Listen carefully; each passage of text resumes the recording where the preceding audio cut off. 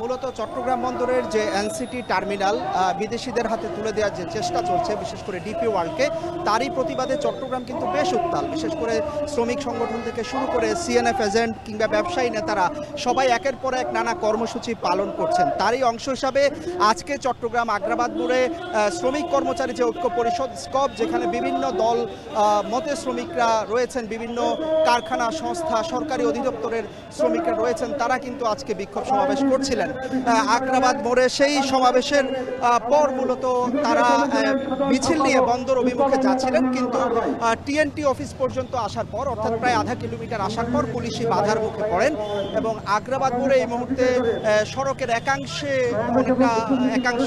থেকে তারা এই সমাবেশ এই মুহূর্তে করছেন, কারণ এখানে এসে তারা পুলিশের বাধার মুখে পড়েছেন এবং বেশ কিছুটা হাতাহাতির পর তারা সড়ক ছেড়ে দিয়ে এখন সড়কের পাশে যে আইল্যান্ড, সেই আইল্যান্ডে অবস্থান নিয়েছেন এবং সড়কে উপরে পুলিশ অবস্থান নিয়ে যান চলাচল কিছুক্ষণ আগে তারা স্বাভাবিক করেছেন।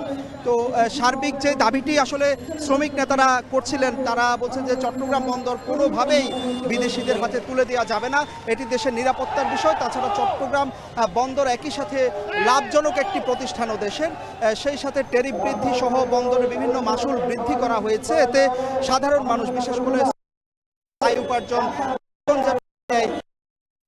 বেড়ে যাবে, কারণ বন্দরেই দেশের সব পণ্য আমদানি হয়।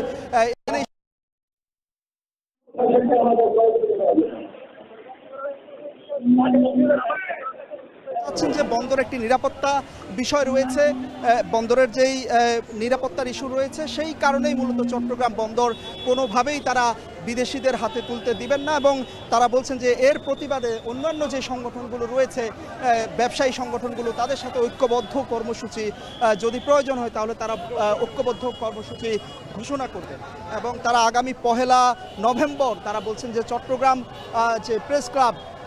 প্রেস ক্লাবের সামনে তারা গণ অনশন কর্মসূচির ঘোষণা দিবেন এবং পরবর্তীতে আরও কঠোর কর্মসূচি তারা ঘোষণা করবেন। তো এই মুহূর্তে আসলে এই কর্মসূচিটি এখানেই আমরা দেখছি যে শেষ করেছেন এবং